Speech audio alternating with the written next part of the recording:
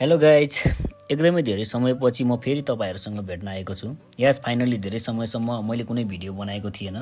Work pressure, deadline and honestly अलिकति burnout पनि थियो।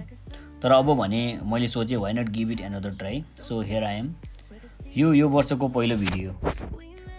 तर कुरो के भने सुरुमा अलि कन्फ्युज थिए के बनाउने होला भनेर। अनि अचानक something click my mind, let's make something that's hot right now. त्यही भएर मैले सोचे why not visit the brand new ग्वारको फ्लाइओभर। मैले तुरुन्तै मेरो साथीलाई फोन गरेँ, ब्रो रेडी हो है, हामी एउटा सानो राइडमा जानुपर्छ।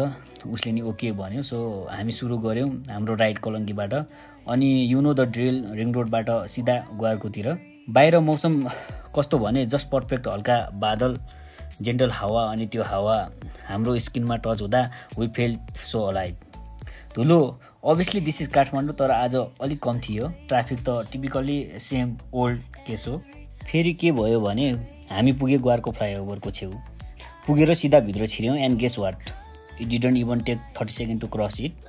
तर त्यो 30 सेकेन्डले पनि माइन्डमा इम्प्याक्ट छोड्यो।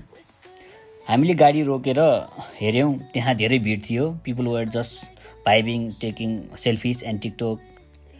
त्यो कालो पिच सडक देख्दा damn, that was beautiful. Simple थियो तर clean, new road, new vibe.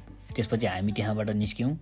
सोच्यौँ अलिकति स्न्याक खाएर बसेर भिडियोहरू पनि हेर्ने। एउटा पिसफुल चिया पसल बस्यौँ। तपाईँहरू पनि यस्तो मोमेन्ट मनपर्छ होला, चिया एन्ड चिल।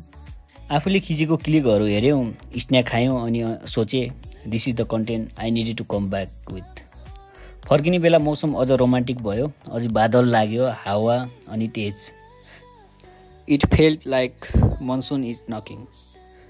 तर वेट, द्याट्स नट अल। साँझको बेला फेरि साथीहरूसँग कार राइडमा निस्क्यौँ।